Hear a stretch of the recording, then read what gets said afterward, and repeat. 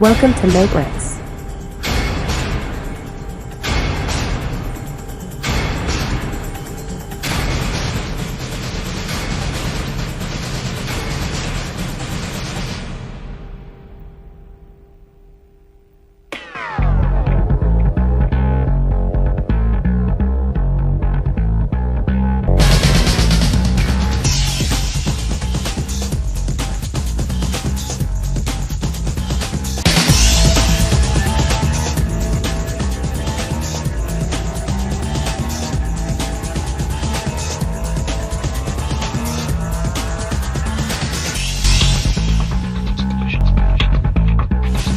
Welcome to the Frag Championship, Cipher.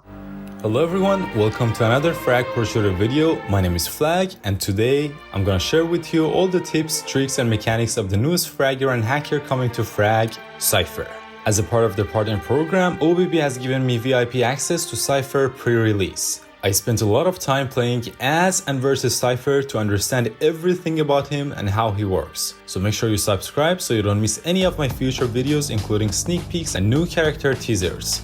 Out of respect to the audience, almost all the footage that you see in this video involves a level 9 Cipher in order to show the viewers authentic and standard interactions. Cipher is the 83rd character in game and the first common card that can be unlocked in Arena 10 or Starbase. You can unlock him pre-full release from his special events, which take place between 11th of September and September 13th, and September 25th until September 27th. Being a common makes it very easy for him to get over-leveled a couple of months after his full release, which allows you to collect him from chests and shop offers starting from October 4th. Just like his mortal enemy and possibly long-lost brother, Lord VR, Cipher is a ranged attack card. Let's talk about his general stats and mechanics at challenges and events level standard, or in other words, at level 9. He has 277 HP, which is the same as General Mech, who he has a lot in common with. That means that HP-wise, he belongs to the higher half of the attack cards. His DPS has a range of 57 to 86, which is slightly above Andromeda's 53 to 84 at the standard. He shares the same running speed as General Mech,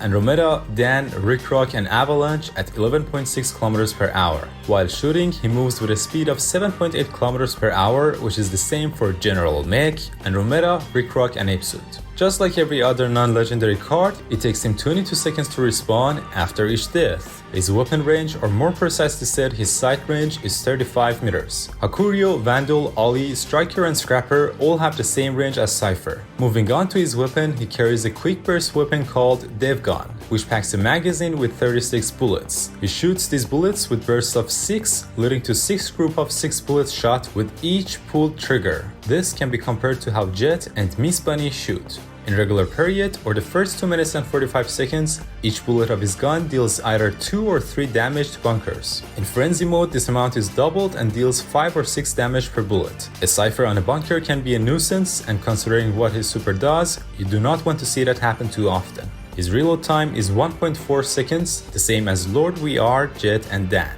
He has one of the highest and weirdest fire rates in the game at 628.6. Only Smoker and Quetzal have higher rates with respectively 700 and 650 rate, in addition to Mr. Door's fire rate, which maxes out at 750. Quite notably, General Mech has a similar fire rate of 626.3. Cipher's base damage is 10.8, which is quite good among the other quick burst characters like Ollie and Smoker. He shares the highest headshot damage multiplier in the game, that is times 1.4, with a dozen of other characters like General Mech, Shinobi, Cybergirl, Cleo, Quetzal, Blot, and Virus.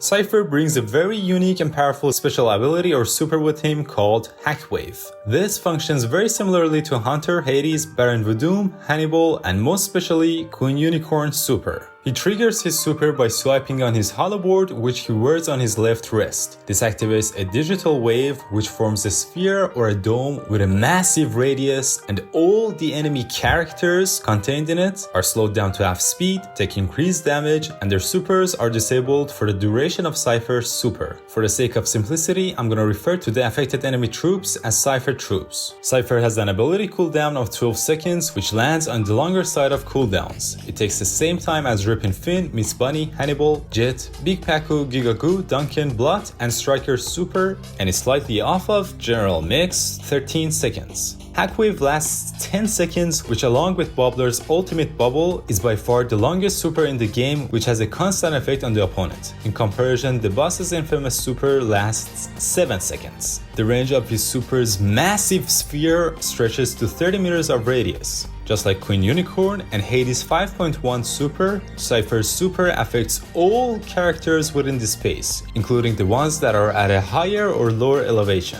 To give you a better perspective of his 30-meter radius, here's what radius the other cards' supers with a 360-degree effect have. Miss Bunny, Duncan, and Romero 4 meters, Queen Unicorn, Macallan, DJ EQ 5 meters, Hades 7 meters, Rolaf, Hannibal 10 meters, Rick Rock 12 meters, Hunter 12.5 meters, BB 20 meters, and then you have Cipher. The volume of BB's super is only 44.4% of the volume of Cipher's super. Only Baron Voodoo has a higher 360 radius super with a radius of 35 meters. Also, the 60 meter diameter of the sphere is the same as the distance that Quarter BK travels by activating his super. All of this means that for the majority of non-camp cards, it's impossible to stay out of the radius of being ciphered and deal damage to Cipher at the same time. The first special aspect of his super, the slow effect of Hack Wave, causes every one of the ciphered units to slow down by a multiplier of times 0.5 of their original movement speed. That's insane! This is the same slow effect the current Shinobi and Vandal have on their super, and what the old boss had, which led him to getting a nerf there. I believe General Mechs drone has the same slow effect as well, which is missing from his card stats page. The second special aspect of Hack Wave,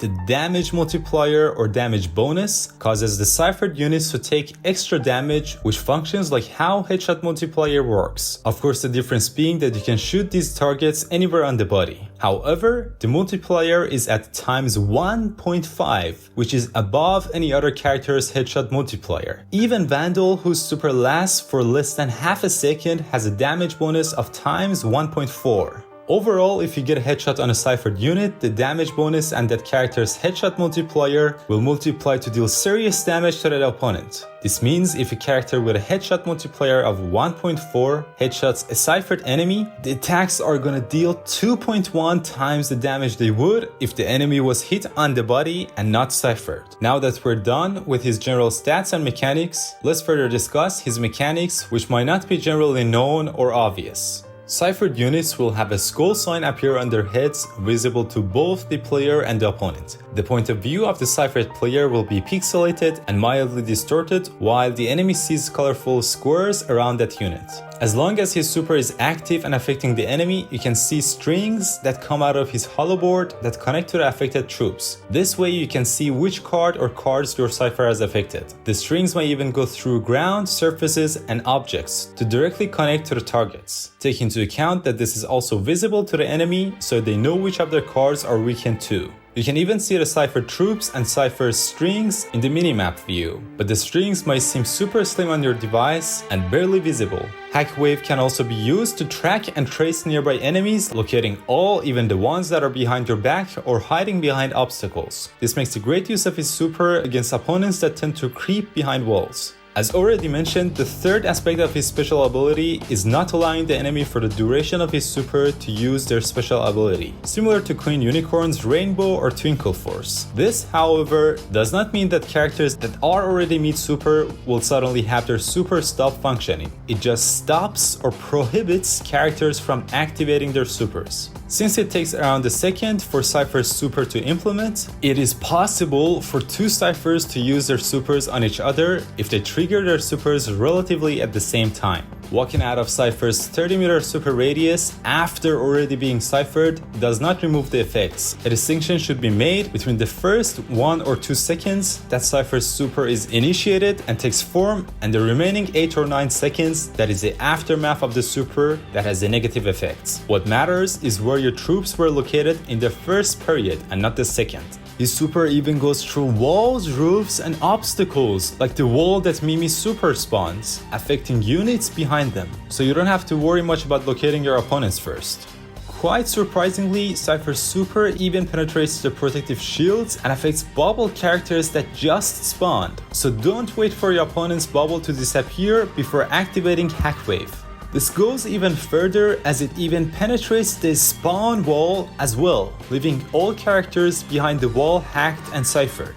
Against spawner characters, this is how Cipher's super functions. It does hack and cipher Batmama's bots, Scout and Nutty's turret, General Mech's drone, and Fidelio's turret. And it does not cipher OK's TV, Robocop's gate, Mechanite's shield, and CJ's mine. In general, the spawners can be divided into two groups. In a nutshell, I call Batmama, Scout and Nutty, Fidelia, and General Mech active spawners whose spawns can be ciphered, as opposed to passive spawners like Robocop, Buck, OK, CJ, Mechanite, and Mimi whose spawns cannot be ciphered.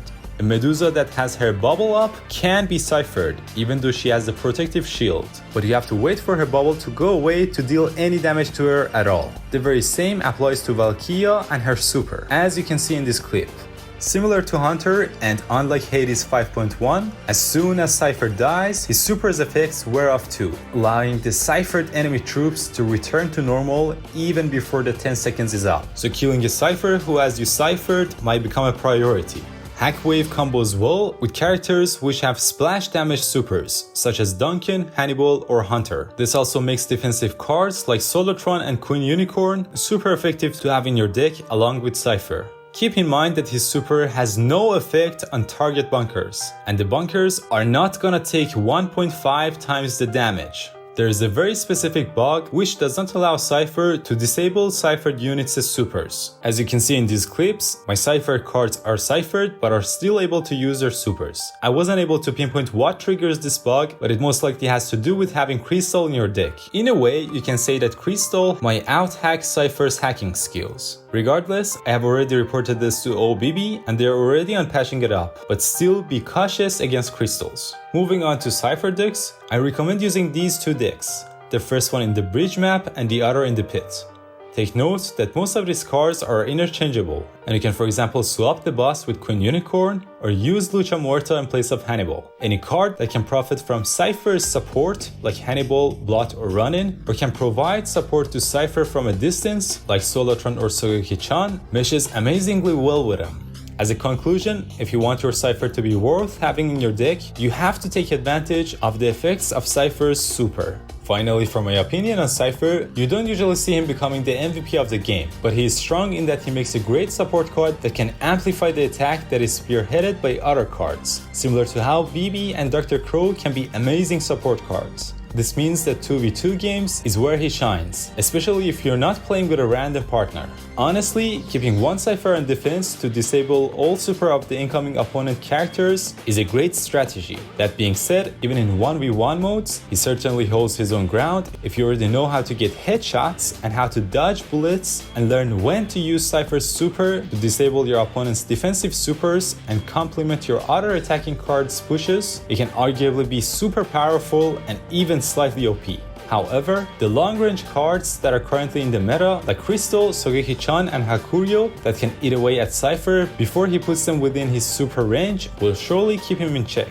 But hopefully, introduction of a powerful Cipher can help reduce the reliance on cards with powerful supers like Hannibal, BB, Blot, and especially the boss and Queen Unicorn, which you face in almost every game above low ladder.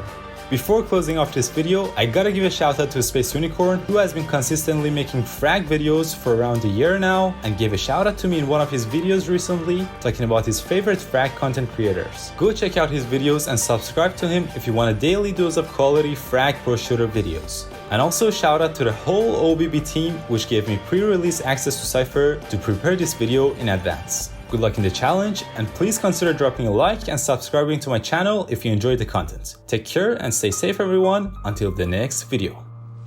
Order confirmed.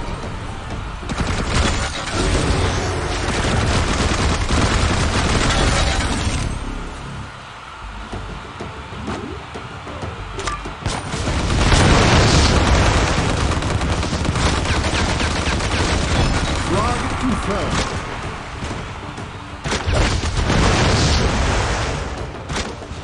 Frag confirmed. Frag confirmed. Order confirmed.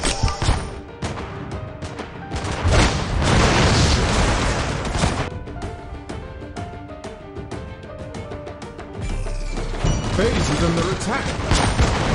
Frag confirmed.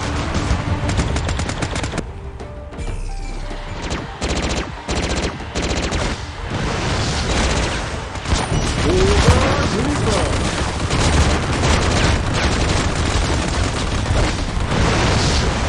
Base is under attack.